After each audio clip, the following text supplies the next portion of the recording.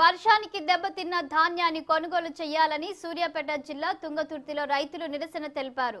జాజిరెడ్డిగూడెం మండలం వేల్పుచెర్ల 365 హైవే వద్ద రోడ్డుపై బైఠాయించారు.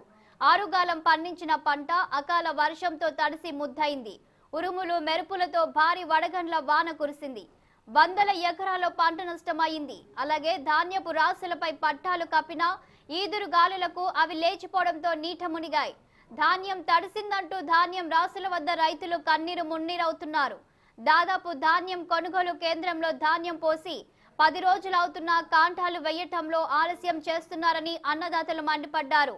దీనిపై ప్రభుత్వం మ్యాచియర్ ఎక్కువ ఉన్నా ధాన్యం కొనుగోలు చేయాలని వారు వేడుకుంటున్నారు.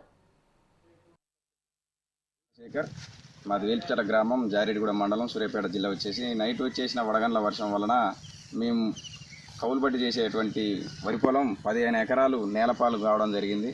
గింజ అంటే గింజ కూడా దక్కకుండా మొత్తం నేలపాలు అవడం జరిగింది. దీనికి నష్టపరిహారంగా ప్రభుత్వం మా యందు దయ ఉంచి మమ్మల్ని కొద్దిగా ఆదుకోవాలని ప్రభుత్వానికి విజ్ఞప్తి చెప్తున్నాం. మా మామగారు అయిన సైదులు గారు కూడా ఇక్కడ 15 ఎకరాలు కౌలు బట్టే చేస్తున్నాడు. అతని పొలం కూడా ఒక్క గింజ లేకుండా మొత్తం నైట్ పడ్డ భారీ వడిగండ్ల వర్షానికి మొత్తం నష్టపోవడం జరిగింది. ఇప్పుడు ఆత్మహత్య దిక్కే పరిస్థితిలో ఉన్నది. ఇప్పుడు పరిస్థితి వేల్పుచెర్ల ఊరు మొత్తంలో దగ్గర ఒక 500 ఎకరాల పైచిలుకే మొత్తం వడగండ్ల వర్షంతో నష్టపోయింది. దీన్ని ఎట్లయినా ప్రభుత్వం ఆదుకోవాలని విజ్ఞప్తి చేస్తుంది. నిజమైన రైతులు పేకు వాళ్ళకి న్యాయాలు జరిగినాయి. అందుకోసం అధికారులు అంటారు ఫిజికల్ వెరిఫికేషన్ చేసి ఎవరైతే న్యాయబద్ధంగా నష్టపోయిన రైతులకు ఎకరానికి 50,000 రూపాయల చొప్పున నష్టపరిహారం ఇవ్వాలి.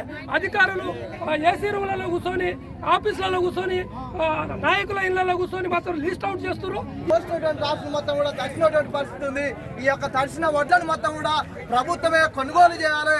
ఎలాంటి ఆంక్షలు పెట్టకుండానే ఈ రైతాంగం పండించినటువంటి పంటని కొనుగోలు చేయాలని చెప్పి ఈ రోజు ఇక్కడ ఆందోళన చేస్తున్నటువంటి పరిస్థితి ఉంది.